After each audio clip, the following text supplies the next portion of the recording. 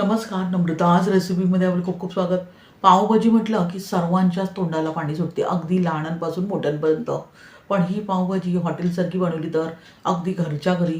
तर आज आपण ह्या व्हिडिओमध्ये अगदी चमचमीत आणि तितकीच हॉटेलसारखी चविष्ट घरच्या घरी पावभाजी कशी बनवायची या व्हिडिओमध्ये मी दाखविले आहे. तेव्हा व्हिडिओ स्किप न करता पूर्णपणे पहा. चला तर मग जास्त वेळ न घालवता आता आपण रेसिपीला सुरुवात करूया. हॉटेलसारखी चमचमीत पावभाजी बनवण्यासाठी प्रथम आपण भाज्या व्यवस्थितपणे उकडून घेऊया. इथे गॅसवर एक कुकर गरम करत ठेवला आहे. त्यात फ्लॉवर, वाटाणा, गाजर, बीटरूट आणि त्याचबरोबर बटाटा हे भाज्या तुम्ही तुमच्या आवडीनुसार कोणत्याही कमी जास्त करू शकता. 3 ते 4 जणांसाठी ही पावभाजी बनवत आहे. हे प्रमाण अगदी योग्य आहे. आता ह्या भाज्या आपण कुकरमध्ये घातल्यावर लगेचच त्यामध्ये आपण चिमूटभर हळद घालूया. त्याचबरोबर चवीनुसार मीठ घालूया. भाज्यांमध्ये मीठ घातल्यामुळे अगदी चविष्ट ही पावभाजी होते, म्हणून उकडताना थोडेसे तरी मीठ त्यामध्ये घालायचे आहे. आता हळद आणि मीठ घातल्यावर लगेचच आपण भाज्या बुडतील इतपत आपण त्यामध्ये पाणी घालूया. त्यानंतर अशा प्रकारे चमच्याने भाज्या व्यवस्थितपणे एकजीव करून घेतल्यावर लगेचच कुकरचे झाकण लावूया आणि 5 शिट्या कुकरच्या करून घेऊया. गॅस इथे मिडियमच ठेवायचा आहे आणि भाज्या व्यवस्थितपणे शिजवून घ्यायच्या आहेत. कुकर लहान असल्यामुळे इथे मी कुकरच्या 5 शिट्या करून घेत आहे. मोठा असेल तर फक्त 3 शिट्यांमध्ये ह्या भाज्या व्यवस्थितपणे शिजल्या जातात. साधारणतः 15 मिनिटानंतर भाज्या व्यवस्थितपणे शिजवून घेतल्यावर कुकरची वाफ गेल्यावर आपण कुकर उघडून पाहू शकता भाज्या व्यवस्थित शिजल्या आहेत. पण पावभाजीसाठी अगदी व्यवस्थितपणे आपण ह्या भाज्या मॅश करून घेणार आहोत. त्यासाठी मॅशरच्या साहाय्याने अशा प्रकारे अगदी हलक्या हाताने भाज्या दाबून व्यवस्थितपणे मॅश करून घ्यायच्या आहेत. बीटरूट आपण ह्या भाज्या उकडताना वापरले आहे, त्यामुळे ही भाजी अत्यंत पौष्टिक तर होतेच, शिवाय ह्या भाजीला रंग सुरेख येतो. हॉटेलसारखी अगदी रंग आणि टेक्स्चर ह्या भाजीला येते. पाहू शकता अगदी परफेक्ट मी ही भाजी मॅश करून घेतली आहे. रंग किती सुरेख आला आहे. कोणतेही प्रिझर्वेटिव्ह कलर न वापरता लगेचच पावभाजी बनवायला घेऊया. त्यासाठी इथे मी गॅसवर एक पॅन गरम करत ठेवला आहे. पॅन गरम करून घेतल्यावर 2 छोटे चमचे तेल घालूया. त्याचबरोबर 1 छोटा चमचा आपण लो फॅट बटर वापरत आहोत. बटर आणि तेल दोन्ही मी वापरत आहे. तुम्ही फक्त तेलाचा वापर करून ही पावभाजी बनवू शकता. आता बटर मेल्ट झाल्यावर लगेच 1 चमचाभर जिरे घालूया. जिरे व्यवस्थितपणे तडतडून घ्यायचे आहे. जिरे तडतडून घेतल्यावर लगेचच 2 मीडियम साईजचे कांदे इथे मी किसून घेतले आहेत.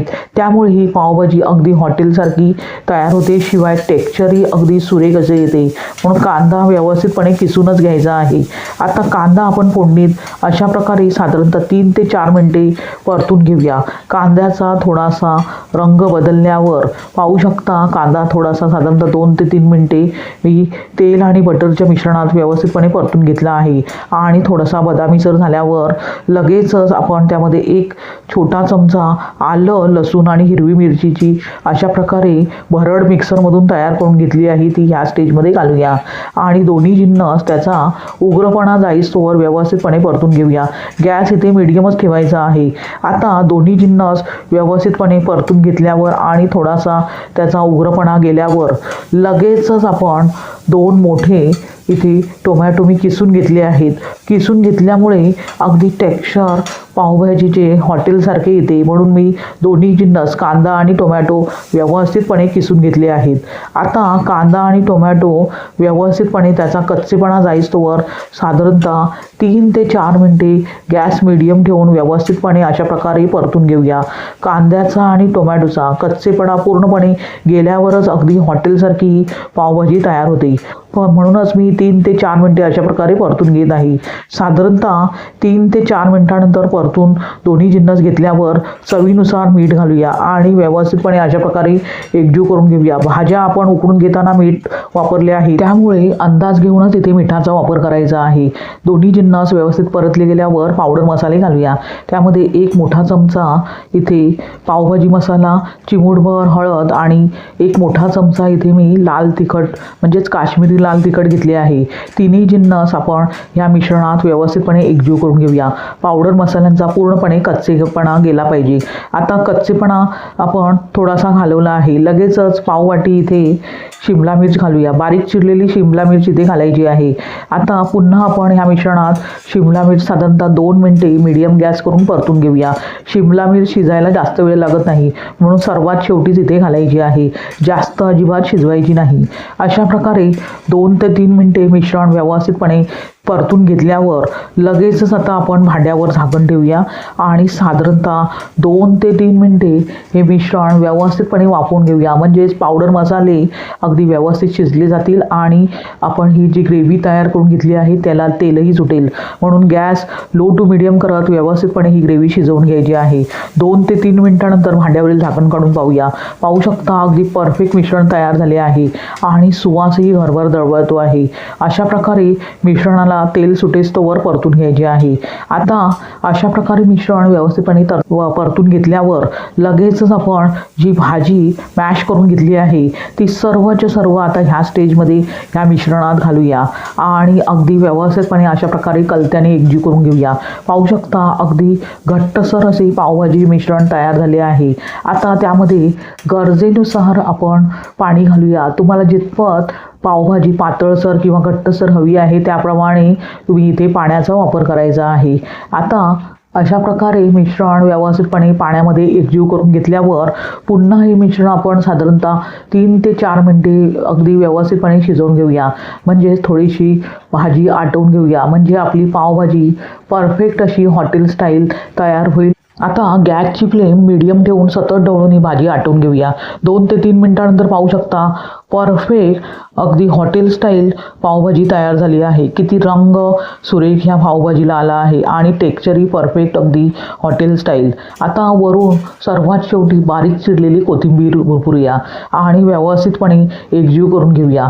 परफेक्ट हॉटेल स्टाईल आपण पावभाजी तयार करून घेतली आहे, तेही कोणतेही प्रिझर्वेटिव्ह कलर न वापरता साधी सोपी। आता ही पावभाजी आपण पावाबरोबर सर्व करणार आहोत। त्यासाठी इथे मी गॅसवर एक पॅन गरम करत ठेवला आहे। पॅन गरम करून घेतल्यावर लगेचच 1 चमचाभर आपण त्यामध्ये बटर घालूया। लो फॅट बटरचा मी वापर करत आहे। आता बटर घातल्यावर लगेचच आपण चिमूटभर पावभाजी मसाला घालूया आणि व्यवस्थितपणे एकजीव करून घेतल्यावर इथे मी कट करून पाव घेतले आहेत। ते अशा प्रकारे आपण जे बटर आणि मसाल्याचे मिश्रण तयार करून घेतले आहे त्यामध्ये व्यवस्थितपणे अगदी भाजून घेऊया। गॅस इथे लो टू मीडियम करत सतत ढवळून भाजून घ्यायची आहे। पाहू शकता परफेक्ट आपण मसाला पाव तयार करून घेतले आहे पावभाजी बरोबर खाण्यासाठी। आता लगेचच गरमागरम पावभाजी आपण पावाबरोबर सर्व करूया। अशा प्रकारे बघता क्षणी खावीशी वाटणारी रंग टेक्स्चर सुरेख असलेली चविष्ट अशी पावभाजी आपण घरच्या घरी तयार करून घेतली आहे, तेही कोणतेही महागडे साहित्य न वापरता, कोणतेही प्रिझर्वेटिव्ह कलर न वापरता। हॉटेलपेक्षाही चविष्ट घरच्या घरी आपण पावभाजी बनवू शकतो। लहान मुलेही अगदी आवडीने खातील। यामध्ये आपण बीटरूट वापरले आहे, त्यामुळे अत्यंत पौष्टिक ही पावभाजी तयार झाली आहे। रंग आणि टेक्स्चर परफेक्ट। अशाच प्रकारे तुम्ही पावभाजी घरच्या घरी बनवून पहा आणि त्याचा आस्वाद घ्या, तुम्हालाही नक्कीच आवडेल। जर आवडली तर चॅनलला सबस्क्राईब करा, म्हणजेच नम्रताज रेसिपीला सबस्क्राईब करा, लाईक करा, हाईप करा, शेअर करा। पुन्हा भेटूया अशाच साध्या सोप्या सुटसुटीत तितक्याच चविष्ट आणि पौष्टिकतेने परिपूर्ण अशा रेसिपीसह। धन्यवाद। श्री स्वामी समर्थ।